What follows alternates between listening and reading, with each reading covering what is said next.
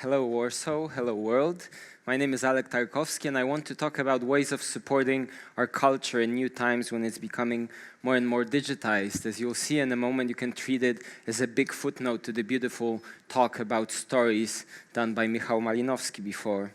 There are many ways of supporting culture. I'll focus on one type, and that's the public cultural institution. But let me start with some context. What you can maybe see here is a painting by Claude Monet called The Beach at Pourville. 10 years ago, it was stolen from the National Museum in Poznań and reappeared only recently in a private flat of an ordinary man who kept it in a wardrobe only to take it out once in a while and enjoy it. And I think we are all a bit like that man. We want to have access to high-quality culture in order to enjoy it. And the funny thing is that today we don't need to steal things. We can download them from the internet.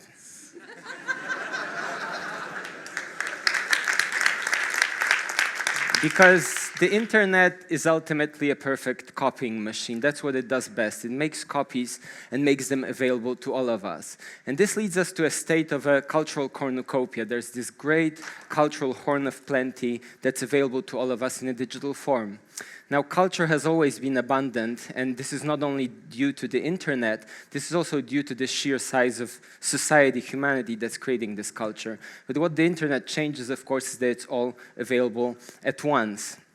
So the question becomes how to deal with this overflow. Let me give you just some examples. At the last Warsaw Film Festival, 150 movies were shown in 10 days. Did anyone try to watch them all? In 2 weeks, at the South by Southwest Festival, in 4 days, 1,000 bands will play.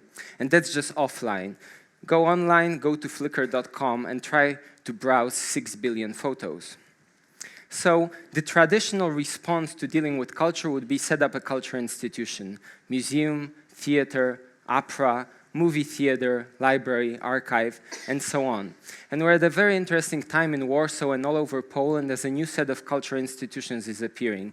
This is an image of the future site of the Modern Art Museum. There's also the Museum of Polish Jews, Museum of Polish History, Science Center Copernicus, revamped National Museum, Ethnographic Museum, the list goes on.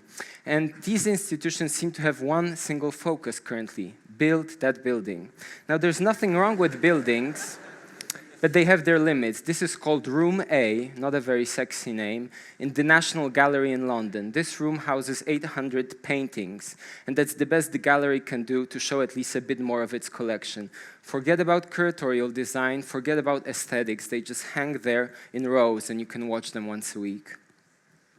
So what can we do? I was inspired reading about the humanitarian aid to Haiti, and of course there was the traditional response, rescue workers coming in, food, water, and shelter flown to the site. But also interesting things were happening online. Internet users can't move rubble, but they can, for instance, make maps. There's a site called Openstreetmap, which is like a Wikipedia for maps, and the community there took its obviously substandard map that you can see here of the capital, Port-au-Prince, and in 48 hours made it into a precise map of the city using satellite imagery and the work of volunteers all over the world. They didn't build anything in Haiti, but they made something extremely useful. So there's a quote from John Perry Barlow, which is almost 20 years old, and it used to annoy me a lot with this simple opposition between flesh and mind. But I think he makes a good point, that online we have a sort of a home, a sort of another building. There's another quote I like from one a bit more surprising theorist of the internet, Czech writer Bohumil Hrabal, who observed that if you don't have something in the real world, maybe you can find it in the world of information, the way the Czech did it with the sea. There's another interesting Czech concept by a dissident called Vaslav Bende, who in 1978 wrote about the parallel polis. He wrote that the society should create alternative institutions that will supplement the official ones because these are inefficient, not replace them, supplement them in an alternative setting. And I think this idea applies very well to the internet. Cultural institutions should use it to fill in gaps. And the funny thing is, if they do that, they will fill those gaps with nothing. With a digital nothing. And because it is nothing, because it's invisible, because you cannot touch it, I think the institutions sort of lose it off their radars and don't appreciate it enough. I tried having an image of nothing. I think I failed. That's the nature of nothing, but let me give you one example. We have a new institution called the Frédéric Chopin Institute. There's a 200th anniversary of Chopin's birth. The institution has a magnificent new building with a wonderful modern exhibition space. But it also has a website, and when you go there, you'd probably like to listen to some music. What happens, the only thing they often offer is embedded YouTube videos, right? So if we did it the other way around, the institute would create a brilliant set of recordings, make it available online, but in the real world have a tattered tent somewhere in the middle of Warsaw, and everyone would be outraged. But going back to these institutions that are waiting for their buildings to be built, I think they're doing pretty well already. This is a furniture store called Emilia, in which the Museum of Modern Art recently had a design exhibition because they don't have their own exhibition space, and it worked brilliantly. This is an example that these institutions are already functioning, and I wish at least one of them was brave enough to think, maybe we actually don't need that building, or at least to keep in mind this time when they were a homeless institution, but functioned very well nevertheless, and keep in mind that this constraint can actually be productive. This is the current site of this museum. It's a nondescript building. I wish there was some sort of glasses you could put on and see the invisible there.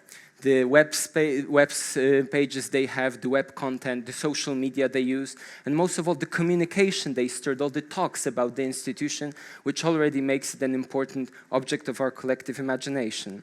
So here's a bit of a theory. John Law, a sociologist of technology, describes how institutions grow.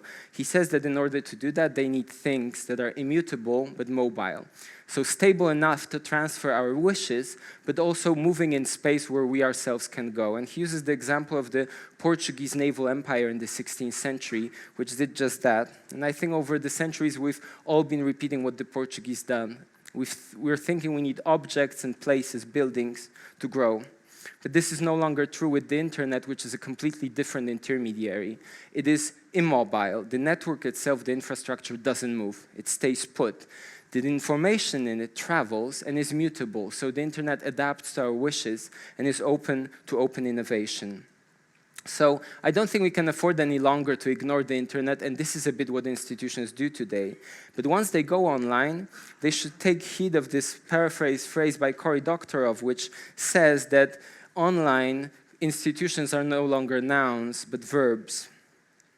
So this changes the situation. We have to build, think, construct, not things, but processes. And I think two types of processes are important here, and actually they were discussed today. One is collaboration, and the other is communication, or Michał would call it probably stories. I should add to this, to be fair, that the third thing is important, and this is content. And institutions are doing relatively well with putting content online, but please remember that content in itself is a noun. If people don't gather around it and don't use it, it is dead. So I'd like to mention 4 goals that I think institutions should have when they move online, and then point out 4 tools that could be useful to attain them. The first and probably obvious goal is openness. This is something I care deeply about, and there will be probably quite a few talks about openness today. Openness is good for many reasons: economic, moral, and common sense. But I want to add one more reason, and that is dealing with the unknown. There's a very interesting quote from a member of the Flickr hacker team. When they released a big set of geographic data online openly, he wrote on his blog, the reason we're doing it because we don't know ourselves what to do with this data, but we're sure there's someone in the world who does know, so we're making it available so he can find it. And I think this is a rule that applies to all of our culture. The cultural cornucopia is huge, and it has huge spaces that we don't know. And we all need to have access to it to find the important bits, to map it, to use it, to make it alive. Tied directly to this is sharing. You cannot have an open culture if it isn't shared. No one else will make it available for us if we don't share it together. The third goal is sustainability. Openness is not necessarily sustainable. This is a different set of challenges, and this is mainly about finding ways of supporting creators over a long time. And related to that is durability.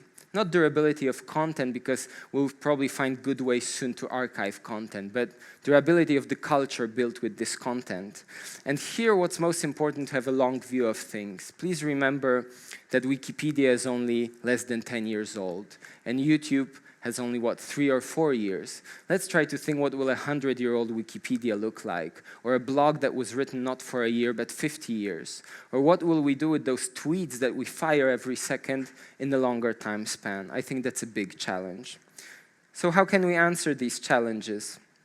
I think there are many tools to do that. I just want to point out 4 that I find interesting. First of all, the concept of heritage. It needs a quick update. Usually when we think of heritage, we think of the cultural canon. There's a set of things you just need to know, books you need to read, movies you need to watch. But this won't work with the cornucopia. You'll just get stressed, like my wife, when we recently watched not a very good movie. She said to me, "Alek, we don't have much time left. We need to watch only good movies." So the solution is to think of heritage as a network of canons. Each of us can have its own canon. We can have canons for small groups, but this won't lead to a fragmented culture because it's a network of canons. They're all connected. They influence each other. We talk about what's important, and that's a good way, I think, to think about the digital culture. Secondly, we need to pay more attention to curation and not just creation. We need more people who create lists, review things, look at things and decide what's good and bad, write liner notes, and create playlists. A playlist is actually a cultural institution on its own. A museum is a playlist stuck in space and frozen. And mass media are basically playlists selected by one person and fed to the masses. And today we need to make this more democratic, and everyone should feel they're a curator of culture for themselves and for others. The third set of tools is craft. By craft, I generally understand the ability to do things on your own and on a small scale. And today, everyone can craft their own culture out of available tools, out of available media, out of available content. Cultural taste is a matter of choice. If you want to live in cultural 20s of the 20th century, you can just do that. Watch old movies and listen to blues and jazz. If you want to be on the cutting edge, you can probably find enough music released only today to keep you happy for the whole day. So it's a matter of choice. But as a side note, and I hope I have time to do that, I want to also talk about physical craft, because this is interesting, though, a bit on the side.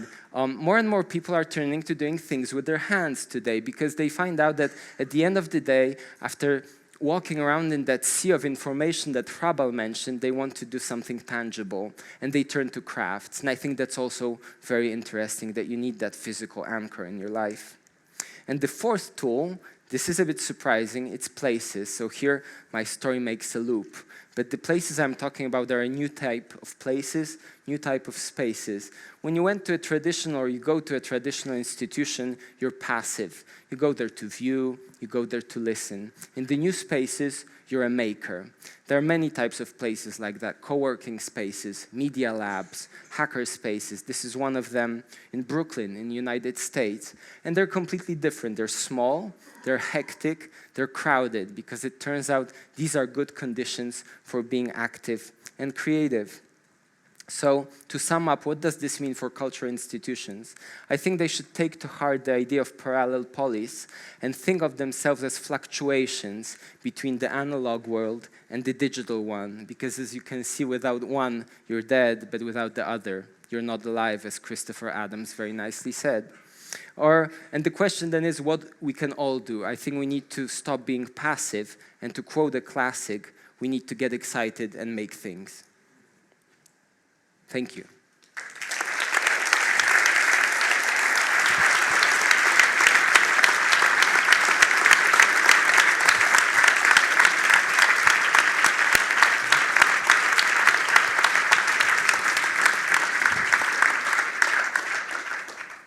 Now I have probably too many questions. So maybe we'll break TED rules. Hey, we make it up as we go along. Culture is a flexible thing, right? True. And we'll take one question from the audience. One question today to Alek. You'll have to do it yourself. I can't believe it. Come on, 376 people. Hey, Noam. My question would be, what's the most valuable piece of culture that you think should be shared by a room like this? I don't think there's a single one, and that's the beauty of it. You know, decide what's important for yourself and tell it to your neighbor, and that's good. And it might be the drawing you just made during breakfast, you know. Awesome, awesome. Thank you. Thank you very much. Thank you, Alek.